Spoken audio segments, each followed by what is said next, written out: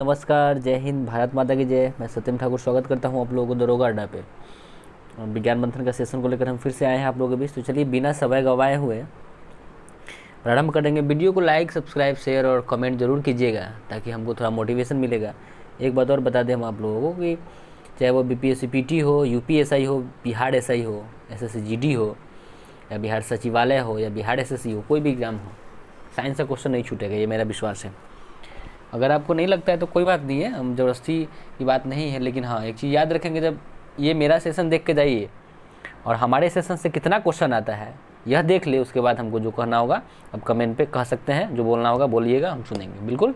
चलिए प्रारंभ करते हैं, विशेष बात नहीं। पहला प्रश्न है, एक 100 वाट का बिजली का बल्ब 10 घंटे तक जलता है, ठीक है। 5 रुपये प्रति यूनिट की दर से कितना बिजली खर्चा होगा? तो 5 रुपये खर्चा होगा। क्या है कि देखिए, 100 रुपये के 100 वाट के बल्ब 10 घंटा जलाएंगे तो 10 से गुना करेंगे तो 1000 वाट हुआ। 1000 वाट बराबर 1 किलो वाट घंटा, ठीक है। तो वही कह रहा है कि 1 किलो वाट घंटा मतलब 1 यूनिट, तो 1 यूनिट के दाम 5 रुपये है, तो हो गया। दूसरा प्रश्न है 100 वाट का बिजली का बल्ब यदि 10 घंटे जलाते हैं तो बिजली का खर्च कितना होगा? तो वह भी आप जान लें कि 1 इकाई होगा, ठीक है। ऊपर वाला जो फॉर्मूला दिया है उस पर आप निकाल सकते हैं। 1 किलोवाट घंटा का मान कितना होता है? तो 3.6 गुना 10⁻6 जूल। 3.6 गुना 10⁻6 जूल। देखिए, बिना मेहनत किए कुछ नहीं होता है, आपको बार बार रिवाइज करना पड़ेगा। ऐसा कुछ भी नहीं है कि एक ही बढ़िया में आपको चाहिए कि समुच्चा हमको यादें हो जाए। एक ही बार में अगर याद हो जाता तो लोग इतना परेशानी नहीं होता। आज हर घर में IAS IPS और दरोगा घूमते रहता है, DSP घूमते रहता है। इस चीज़ को हमेशा याद रखेंगे। तो कहीं ना कहीं आप इसको याद रखें कि आपको बार बार देखना पड़ेगा, बार बार मेहनत करना। बहुत लोग कहते हैं कि एक वीडियो को हम कितना बार देखें। अरे तो मत देखो, नहीं देखोगे तो उससे किसका जाएगा? तुमको याद तुमको करना है। तुम एक ही बार पढ़ लोगे तुमको पूरा याद हो जाएगा? ऐसा कभी नहीं होता है। जो लोग समझते हैं कि एक ही बार में हमको महारत हासिल हो जाए, उन लोग का भूल है। क्योंकि मेहनत, सफलता मेहनत का दीवाना होता है। इस चीज़ को याद रखेंगे आप हमेशा। चलिए, 1 किलोवाट घंटा का मान कितना होता है? 3.6 गुना 10⁻6 जूल होता है। चौथा प्रश्न है, 100 वाट के एक बल्ब को 4 घंटे तक स्विच ऑन रखते हैं तो प्रयुक्त बिजली की इकाई कितना होगा? तो वो हो जाएगा 0.4 इकाई। चलिए, पांचवा प्रश्न है, बिजली की खपत का बिल किसके मापन पर आधारित होता है? तो वो होता है वाट पर, ठीक है, वाटेज पर। कहता है कि विद्युत का बिल किलोवाट घंटे के मापक पर आधारित होता है। किलोवाट घंटा 1 घंटा में 1000 वाट व्यय की ये विद्युत ऊर्जा होती है। यदि 60 वाट का बल्ब प्रतिदिन 5 घंटा प्रयोग किया जाए तो 30 दिन में कितना यूनिट बिजली खर्चा होगा? तो वो 9 यूनिट खर्चा हो जाएगा। इसको चीज़ को याद रखेंगे। एक सुरंग में 100 वाट क्षमता वाले 5 बल्ब लगातार 20 घंटे तक जलाए जाते हैं तो संपूर्ण बिजली का खर्चा हो जाएगा 10 यूनिट। चलिए, 8वां प्रश्न है, एक मकान में 2 बल्ब लगे हैं, उनमें से एक दूसरे से अधिक प्रकाश देता है, निम्न में से कौन सा कथन सही है? तो इसमें कथन सही यही है कि डी ऑप्शन सही होगा कि कम प्रकाश वाले बल्ब में रेजिस्टेंस अधिक होगा। जो कम प्रकाश वाला बल्ब रेजिस्टेंस अधिक होगा। यानी चलिए, 9 नंबर प्रश्न है, 220 वाट जनरेटर से एक बल्ब जुड़ा है, धारा 0.5 एम्पियर है, बल्ब की शक्ति क्या होगा? तो वह 110 वाट होगा। एक चीज़ और बता दें आप लोगों को, आप कहिए कि एकदम दनादन बोलते जा रहे हैं, समझा नहीं रहे हैं, सीधे बोलते जा रहे हैं। तो हम रिवीजन करवा रहे हैं, ना कि आपको हम डिटेल्स में पढ़ा रहे हैं। डिटेल्स में हम लाइव में पढ़ाएंगे। जिस तरह से मॉडर्न हिस्ट्री का सेशन चल रहा है उसी तरह मॉडर्न हिस्ट्री की तरह साइंस को भी भव्य रूप से आपको आपके सामने विस्तारित करने का काम करेंगे। तो इसको हमेशा याद रखेंगे। अभी फ़िलहाल हम केवल रिवीजन करा रहे हैं। क्लियर? चलिए, आते हैं 10वां प्रश्न। एक मकान में 2 बल्ब एक दूसरे से अधिक रोशनी देता है, चमकदार है, दोनों बल्ब में किसका उच्चतर अवरोधक है? तो मंद रोशनी वाला बल्ब जो है ज़्यादा अवरोधक, उच्चतर अवरोधक है। इसको याद रखेंगे। देखिए, 11वां प्रश्न है, डायनमो जिसे बिजली उत्पादन के लिए कथित रूप में प्रयोग लाते हैं वो वास्तव में क्या है? तो वह जो है, थोड़ा बड़ा कर देते हैं, डायनमो जिसे बिजली के उत्पादन के लिए कथित रूप में प्रयोग में लाते हैं वो वास्तव में क्या है? तो ऊर्जा का परिवर्तक है, डायनमो ऊर्जा का परिवर्तक। चलिए, ठीक है। 12वां प्रश्न, विद्युत चुंबकीय प्रेरण पर आधारित युक्ति क्या है? तो वह आपका डायनमो और विद्युत मोटर है। कहते हैं विद्युत चुंबकीय प्रेरण पर आधारित युक्ति की अगर बात करें तो वह है डायनमो और विद्युत मोटर। इसको याद रखेंगे। चलिए, अगला प्रश्न है 13वां, डायनमो क्या परिवर्तित करता है? तो डायनमो जो है वो यांत्रिक ऊर्जा को विद्युत ऊर्जा में, डायनमो जो है यांत्रिक ऊर्जा को विद्युत ऊर्जा में बदल देता है। डायनमो यांत्रिक ऊर्जा को विद्युत ऊर्जा में बदलता है। चलिए, 14वां प्रश्न, डायनमो की युक्ति जो वही यांत्रिक ऊर्जा को विद्युत ऊर्जा में बदलेगा। सी नंबर सही है। डायनमो का कार्य क्या है? तो वही सी, यांत्रिक ऊर्जा को विद्युत ऊर्जा में बदलता है। 16वां प्रश्न है कि टरबाइन और डायनमो से बिजली प्राप्त करने में किस ऊर्जा को विद्युत ऊर्जा में परिवर्तित किया जाता है? तो मैकेनिकल ऊर्जा। क्वेश्चन देखेंगे कि टरबाइन व डायनमो से बिजली प्राप्त करने में, टरबाइन और डायनमो से जो बिजली प्राप्त होता है उसमें किस ऊर्जा को विद्युत ऊर्जा में परिवर्तित करते हैं? तो वह है मैकेनिकल ऊर्जा को। 17वां, जब विद्युत ऊर्जा गति में परिवर्तित होती है तब, जब विद्युत ऊर्जा गति में परिवर्तित होती है तब क्या होता है? तो ऊष्मा की कोई हानि नहीं होती है। जब विद्युत ऊर्जा गति में परिवर्तित होती है तब क्या होता है? तो ऊष्मा की कोई हानि नहीं होती है, उसको याद रखेंगे। 17वां प्रश्न हो गया। 18वां प्रश्न, विद्युत ऊर्जा को यांत्रिक ऊर्जा में बदलने वाली युक्ति क्या है? तो विद्युत मोटर। विद्युत ऊर्जा को यांत्रिक ऊर्जा में बदलने वाली युक्ति क्या है? तो वह विद्युत मोटर है। तो याद रखेंगे, विद्युत ऊर्जा को यांत्रिक ऊर्जा में बदलने वाली विद्युत मोटर, और यांत्रिक ऊर्जा को विद्युत ऊर्जा में बदलता है डायनमो। ठीक है, चलिए नेक्स्ट प्रश्न है 19वां कि विद्युत मोटर में क्या होता है? तो विद्युत ऊर्जा को यांत्रिक ऊर्जा में बदलता है, तो सी ऑप्शन सही है। अच्छा, ऐसा उपकरण जो रासायनिक ऊर्जा को विद्युत ऊर्जा में परिवर्तित करे वह क्या कहलाता है? रासायनिक ऊर्जा को विद्युत ऊर्जा में, वो बैटरी है। उसमें जो पानी, बैटरी का जो पानी रखा जाता है वह वह एक रसायन होता है, वह विद्युत ऊर्जा में बदल देता है फिर। तो ऐसा उपकरण जो रासायनिक ऊर्जा को विद्युत ऊर्जा में परिवर्तित करता है तो वह कहलाता है बैटरी। 21 नंबर है कि कम वोल्टेज पर कार्य करने वाले विद्युत मोटर प्रायः जल जाता है। काहे?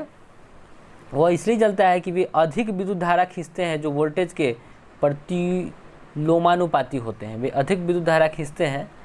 देखिए 21 नंबर फिर से सुनेंगे कि कम वोल्टेज पर कार्य करने वाला विद्युत मोटर प्रायः जल जाता है। इसलिए जलता है कि वे अधिक विद्युत धारा खींचते हैं जो वोल्टेज के प्रतिलोमानुपाती होते हैं।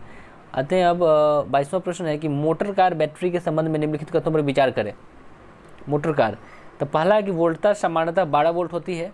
प्रयुक्त विद्युत अपघटय हाइड्रोक्लोरिक अम्ल होता है। इलेक्ट्रोड सीसा व ताम्र होते हैं। धारिता को एम्पियर घंटा में व्यक्त किया जाता है। इसका आंसर हो जाएगा कि वोल्टता। देखिए प्रश्न क्या कहा था कि मोटर कार बैटरी के संबंध में कथन, तो वोल्टता सामान्यतः 12 वोल्ट होता है, ये एक सही हो गया।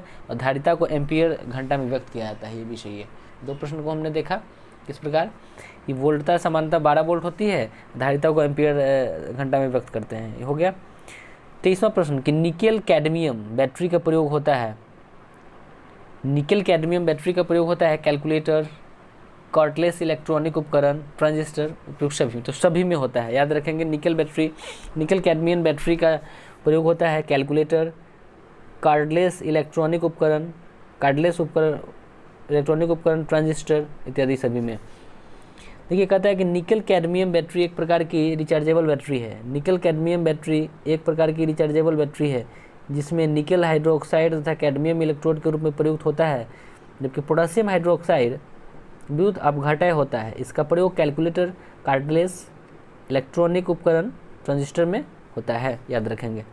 24वां प्रश्न कहता है निम्न में से कौन ही धातु रोशनी के बल्बों में फिलामेंट के रूप में प्रयोग होता है?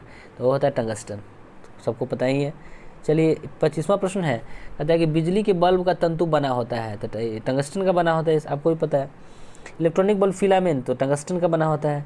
निम्न कथनों पर विचार करिए। एक साधारण बिजली के बल्ब का अपेक्षाकृत अल्प जीवन होता है क्योंकि, कहता है एक साधारण बिजली के बल्ब का अपेक्षाकृत अल्प जीवन होता है, का है?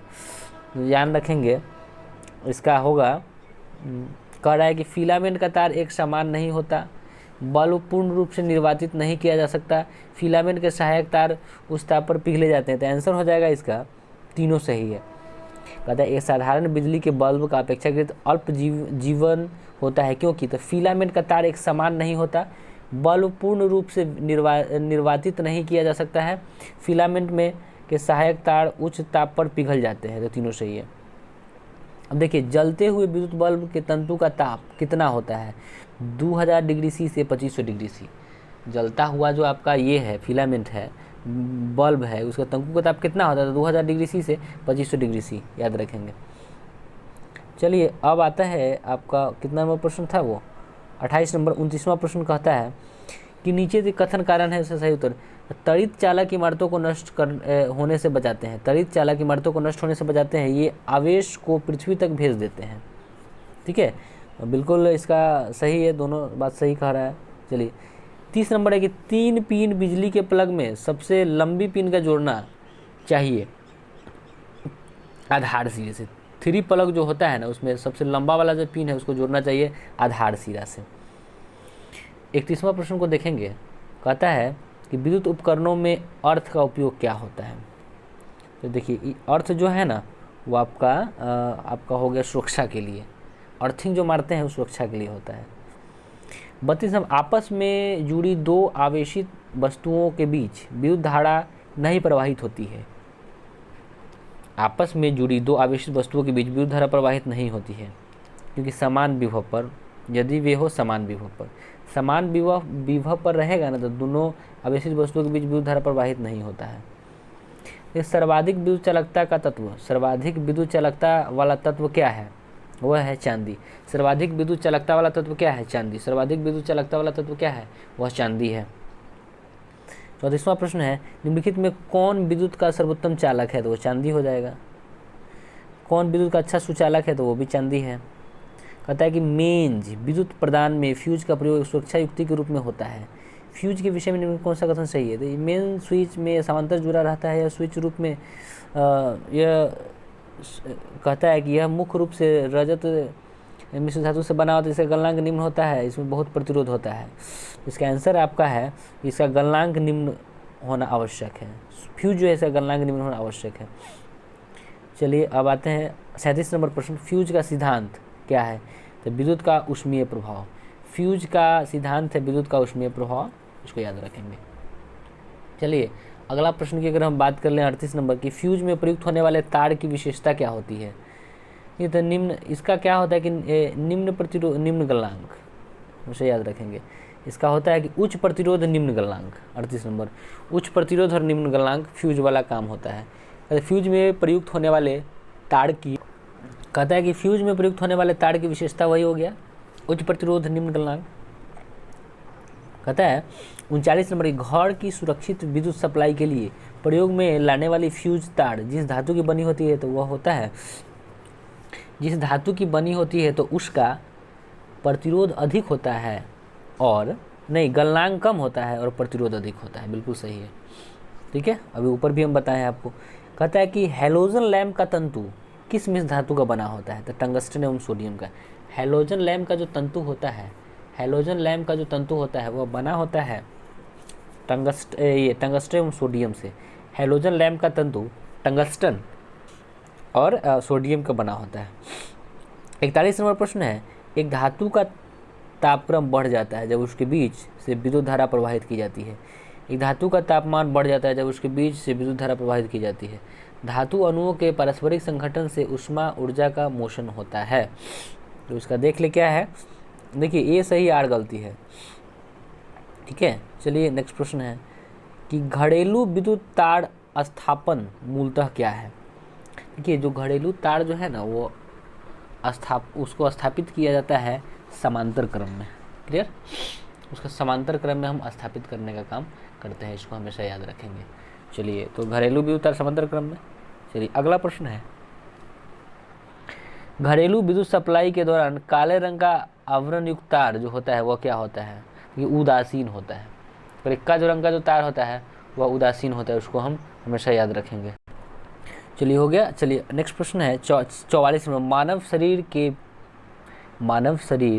के विद्युत प्रतिरोध के परिमाण की कोटि क्या है, तो वह है 10⁶ ओम, 10⁶ ओम। मानव शरीर के विद्युत प्रतिरोध के परिणाम की कोटि हो जाएगा 6⁻10 ओम। नेक्स्ट प्रश्न है, समान यूट्यूब लाइट में कौन सी गैस होती है। यूट्यूब लाइट आर्गन के साथ मरकरी वेपर, आर्गन के साथ मरकरी वेपर होता है। तो समान यूट्यूब में जो है समान ट्यूबलाइट में कौन सी गैस होती है, तो वो है आर्गन के साथ मरकरी वेपर होता है, क्लियर। चलिए 46 है कि CFL का पूर्ण रूप क्या है, तो वह है कॉम्पैक्ट फ्लोरिसेंट लैंप, याद रखेंगे कॉम्पैक्ट फ्लोरिसेंट लैंप। 47 नंबर प्रश्न है, light emitting diode LED, light emitting diode lamp compact fluorescent lamp की तुलना में अधिक लंबी सेवा अवधि प्रदान करती है। कहता है कि light emitting diode LED lamp और कॉम्पैक्ट लैंप दोनों में जो है कॉन्टैक्ट लैंप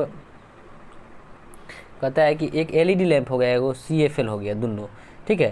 तो कहता है कि ज़्यादा अवधि प्रदान करता है कौन, एलईडी। और इसका कारण जानने की light emitting diode LED lamp compact fluorescent lamp माने CFL की तुलना में अधिक ऊर्जा दक्ष होता है। तो इसका आंसर हो जाएगा ये, दोनों सही है, उसका वो करता है, व्याख्या सही करता है। 48 नंबर प्रश्न है, कार्बनिक प्रकाश उत्सर्जित diode organic light emitting diode का उपयोग बहुत से साधनों में अंकीय प्रदर्श सर्जित करने के लिए किया जाता है। द्रव क्रिस्टल प्रदर्शों की तुलना में OLED प्रदर्श किस प्रकार लाभकारी है। देखिए OLED सुन लीजिए एक बार फिर से, कहता है कि कार्बनिक प्रकाश उत्सर्जित डायोड, ठीक है, कार्बनिक प्रकाश उत्सर्जित डायोड जिसको ऑर्गेनिक लाइट इमिटिंग डायोड, ठीक है, OLED का उपयोग बहुत से साधनों में अंकीय प्रदर्श माने डिजिटल डिस्प्ले सर्जित करने के लिए किया जाता है। द्रव क्रिस्टल प्रदर्शों की तुलना में OLED प्रदर्श किस प्रकार लाभकारी है। तो कहता है कि OLED प्रदर्श नम्य प्लास्टिक अवस्तरों पर संवितरित किए जा सकते हैं। दूसरा है कि OLED के प्रयोग से वस्त्र में अंतः स्थापित अपरिवेलनीय प्रदर्श बनाए जा सकते हैं। तीसरा है कि OLED के प्रयोग से पारदर्शी प्रदर्श संभव है। तो इसका आंसर हो जाएगा कि तीनों का तीनों सही है। क्या था कि OLED प्रदर्श नम प्लास्टिक अवस्तरों पर कहता है कि संविचरित किए जा सकते हैं। दूसरा है कि OLED के प्रयोग से वस्त्र में अंतः स्थापित उपरिवेलनीय प्रदर्श बनाए जा सकते हैं, जिसको रोल्ड अप डिस्प्ले बोलते हैं। OLED के प्रयोग से पारदर्शी प्रदर्श संभव है, ठीक है। कहाँ पूछा, IAS के प्रश्न पूछा गया, तुमने इतना भारी है। तो ये कहता है कि फ्लोरेसेंट ट्यूब में कौन सी गैस भरी जाती है, वह है मरकरी और नियॉन। फ्लोरेसेंट ट्यूब में मरकरी और नियॉन भरा जाता है। फ्लोरेसेंट ट्यूब में मरकरी और नियॉन भरा जाता है, उसको याद रखेंगे। अगला प्रश्न है, कहता है कि एक बिजली के बल्ब की अपेक्षा एक फ्लोरेसेंट ट्यूब को अधिकतम प्रीफर्ड दिया जाता है। एक बिजली के बल्ब की अपेक्षा एक फ्लोरेसेंट ट्यूब को अधिमान दिया जाता है, ठीक है। तो इसमें क्या है सही, इसका हो जाएगा कि इनमें से कोई नहीं, क्योंकि इसका कोई भी सही नहीं है बात। चलिए इसके बारे में जानते हैं। प्रश्न एक बार फिर से सुनेंगे। एक बिजली के बल्ब की अपेक्षा एक फ्लोरेसेंट ट्यूब को अधिक प्रीफर्ड माने कि अधिक उसको आगे दिया जाता है, उसका मान ज़्यादा दिया जाता है, उसके सामने उसका ज़्यादा वैल्यू है। तो देख लेते हैं क्या है कि फ्लोरेसेंट ट्यूब बिजली के बल्ब की अपेक्षा विद्युत ऊर्जा का प्रकाश ऊर्जा में परिवर्तित अधिक मात्रा में करती है। फ्लोरेसेंट ट्यूब बिजली के बल्ब की अपेक्षा विद्युत ऊर्जा का प्रकाश ऊर्जा में परिवर्तन अधिक मात्रा में करती है। 100 वाट का बिजली का बल्ब केवल 5% विद्युत ऊर्जा को प्रकाश ऊर्जा में परिवर्तित करता है, परंतु फ्लोरेसेंट ट्यूब लगभग 22% विद्युत ऊर्जा को प्रकाश ऊर्जा में परिवर्तित करती है। इस प्रकार दिए गए कथनों में से कोई सही नहीं है। 51वां प्रश्न जान ले, कि श्वेत प्रकाश को नली में कैसे पैदा करते हैं। तो श्वेत प्रकाश को तंतु को गर्म करके, श्वेत प्रकाश के तंतु को गर्म करेंगे तो नली में पैदा हो जाएगा। 52वां, एक विद्युत बल्ब के अंदर कौन सी गैस होता है, वह होता है इनमें से कोई नहीं, इसलिए क्योंकि उसमें तो भरा जाता है निष्क्रिय गैस। जान ले, विद्युत बल्ब का आविष्कार सबसे पहले विद्युत बल्ब का आविष्कार सबसे पहले एडिसन ने किया था। इसमें टंगस्टन धातु का एक पतला कुंडली नुमा तंतु लगा होता है। इस धातु का ऑक्सीकरण रोकने के लिए बल्ब के अंदर निर्वात करने के बजाय उसमें नाइट्रोजन अर्गन गैस भर देते हैं, ठीक है। 53 नंबर, प्रतिदीप्त नलिकाओं के साथ चोक असंजित होता है। चोक कुंडली लाइन वोल्टता बढ़ाता है। चोक कुंडली क्या करता है, लाइन वोल्टता को बढ़ाता है। चलिए, CFL और LED लैंप में क्या अंतर है, तो इसको जान लेते हैं क्या क्या अंतर है। केवल 1 और 3 की बात कर रहा है, इसको हम देखेंगे। तो कहता है CFL और LED की बात कर रहा है। तो प्रकाश उत्पन्न करने के लिए CFL पारावाष्प और संपदीय संदीपक का प्रयोग करता है, जबकि LED लैंप अर्धचालक पदार्थ का प्रयोग करता है। फिर से सुनेंगे, प्रकाश उत्पन्न करने के लिए CFL पारावाष्प और संदीपक का प्रयोग करता है, जबकि एलईडी लैंप अर्धचालक पदार्थ का प्रयोग करता है। तीसरा, एलईडी लैंप की तुलना में सीएफएल कम ऊर्जा सक्षम है।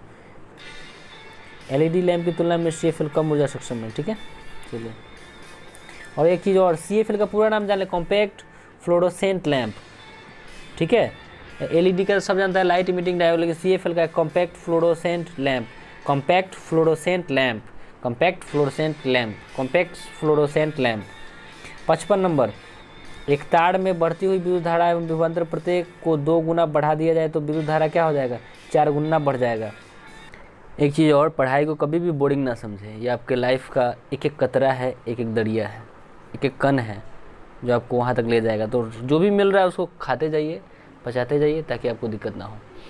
चलिए, प्रश्न है, एक तार में बहती विद्युत धारा एवं विभवांतर प्रत्येक को 2 गुना बढ़ा दिया जाए तो विद्युत शक्ति 4 गुना हो जाता है। ठीक है, 56 नंबर प्रश्न है, 2 तार की लंबाई, व्यास और प्रतिरोधकता सभी 1:2 के अनुपात में है। मतलब लंबाई, व्यास और प्रतिरोधकता सबके सब 1:2 के अनुपात में है, 1:2 है।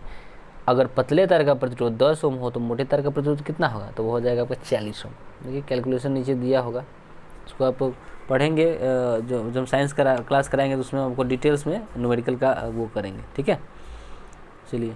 कहता है कि नीचे दिए गए वक्तव्य में कौन एक दूसरे को कारण कहा गया है, तो उसको देखते हैं कौन सही है क्या गलत है। कहता है कि परिणामित्र का प्रयोग वोल्टता के उच्चयन अथवा अपचयन के लिए किया जाता है। परिणामित्र ऐसी युक्ति है जिसका प्रयोग निर्दिष्ट धारा परिपथ में किया जाता है। देखिए क्या कहता है इसका आंसर इसका कहता है ये सही है, आर गलती है। ठीक है, यानी जो परिणामित्र का प्रयोग वोल्टता के उच्चयन अथवा अपचयन के लिए किया जाता है, ये सही है। चलिए, अब आते हैं, देख लीजिए, पढ़ लेते हैं थोड़ा सा। कहता है कि ट्रांसफार्मर या परिणामित्र किसी एक विद्युत परिपथ में अन्य परिपथ में कहता है कि ट्रांसफार्मर या ट्रांसफार्मर उसी को ट्रांसफार्मर को ही बोलते हैं परिणामित्र। किसी एक विद्युत परिपथ से अन्य परिपथ में विद्युत प्रेरण द्वारा परस्पर जुड़े हुए चालकों के माध्यम से विद्युत ऊर्जा स्थानांतरित करता है। इसके द्वारा कम वोल्टता की विद्युत शक्ति को अधिक या अधिक वोल्टता की विद्युत शक्ति को कम वोल्टता में परिवर्तित कर दूर दूर तक प्रेषित किया जाता है। ट्रांसफार्मर केवल प्रत्यावर्ती धारा या विभवांतर के साथ कार्य करता है, दिष्ट या एकदिश के साथ नहीं। 58 नंबर देखेंगे, समान प्रकार की छोटी बूंदें भी वोल्ट तक आवेशित की गई है। यदि n बूंद मिलकर एक बड़ी बूंद बनती है तो इस बूंद का विभव क्या हो जाएगा? तो n⁻2/3 भी वोल्ट। ठीक है, इसको n⁻2/3 वोल्ट करेंगे। चलिए, अगला प्रश्न चलते हैं। 59 नंबर प्रश्न है, ट्रांसफार्मर प्रयुक्त होता है डीसी वोल्टेज का नहीं, ट्रांसफार्मर प्रयोग होता है एसी वोल्टेज का उपचयन या अपचयन करने के लिए। जो अल्टरनेटिव करंट होता है उस वोल्टेज का उपचयन या अपचयन करने के लिए ट्रांसफार्मर का प्रयोग किया जाता है। 60 नंबर है, ट्रांसफार्मर का उपयोग किसके उद्देश्य से होता है? तो आपको पता ही है कि प्रत्यावर्ती विभव को उच्च या ऊंचाई या अपचाई करने के लिए, वही प्रत्यावर्ती धारा माने एसी। 61 नंबर प्रश्न है, एसी जनित्र तथा डीसी जनित्र में मूलभूत अंतर क्या है? कहता है कि एसी जनित्र में विद्युत चुंबक होता है जबकि डीसी जनित्र के में अस्थायी चुंबक होता है। अगला कहता है कि एसी जनित्र में सर्पी वलय होता है जबकि डीसी जनित्र में दिक् परिवर्तन होता है। डीसी जनित्र उच्च वोल्टता का जनक है जबकि एसी जो है वह उच्च वोल्टता का जनन करता है। एसी जनित्र उच्च वोल्टता का जनन करता है। ठीक है, तो ऑप्शन बी सही है कि एसी जनित्र में सर्पी वलय होते हैं जबकि डीसी जनित्र में दिक् परिवर्तन होता है। याद रखेंगे। मोबाइल चार्जर क्या होता है? तो एक अपचाई ट्रांसफार्मर। मोबाइल चार्जर एक अपचाई ट्रांसफार्मर होता है।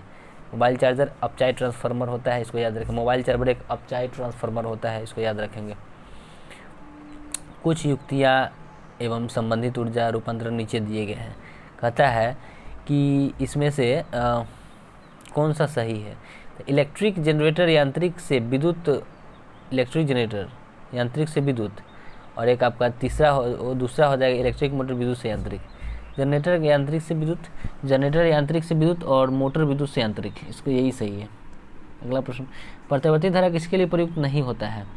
स्टोरेज बैटरी के चार्ज करने के लिए, इसके लिए नहीं। चार्जर वाला क्या था एक बार फिर से देख लें हम। चार्जर एक अपचाई ट्रांसफार्मर होता है। चलिए 64 हो गया। 65 प्रतिवर्ती धारा को DC धारा परिवर्तित करने वाले तो क्या कहते हैं? वो रेक्टिफायर होता है। जो AC को DC में बदलने वाले मशीन को रेक्टिफायर कहेंगे, AC को DC में बदलने वाले मशीन को रेक्टिफायर कहते हैं। 66 नंबर प्रतिवर्ती विद्युत धारा को दिष्ट विद्युत धारा में परिवर्तित किया जाता है रेक्टिफायर के द्वारा। बिल्कुल सही है। भारत में विद्युत वितरण कंपनियां विद्युत खपत की गणना किलोवाट घंटा में करती है। भारत में विद्युत प्रणाली 60 हर्ट्ज आवृत्ति पर काम करती है। तो क्या सही है? देखिए ए सही, आर गलती है। भारत की विद्युत वितरण कंपनियां विद्युत खपत किलोवाट घंटा में, ठीक है। तो अब देखिए पावर ग्रिड के समान संचालन के लिए हमारे देश में 50 हर्ट्ज आवृत्ति पर विद्युत ट्रांसमिशन निर्धारित है। इसमें 0.5 हर्ट्ज तक की कमी या वृद्धि मान्य है। इसमें कम या ज़्यादा होने पर ग्रिड फेल हो जाता है। तो 50 हर्ट्ज है, लेकिन यहाँ 60 हर्ट्ज कर दिया, ये गलती है। पता है यहाँ पे होना चाहिए कि भारत में विद्युत प्रणाली 60 हर्ट्ज आवृत्ति पर काम करती है, ये सही होगा। 67 हो गया। 68 कौन विद्युत खपत को बढ़ते क्रम में प्रदर्शित करता है? तो देखिए पंखा, टेलीविज़न, सबसे पहले कम पंखा, उसका टेलीविज़न, विद्युत प्रेस, इलेक्ट्रिक केतली। सबसे कम पंखा, उसका टीवी, विद्युत प्रेस, माने प्रेस में समझ रहे हैं, आयरन, पंखा, टीवी, पंखा, टीवी, आयरन, इलेक्ट्रिक केतली, इसको याद रखेंगे। पृथ्वी, अब देखिए 69 नंबर कहता है पृथ्वी के चुंबकीय क्षेत्र का कारण क्या है?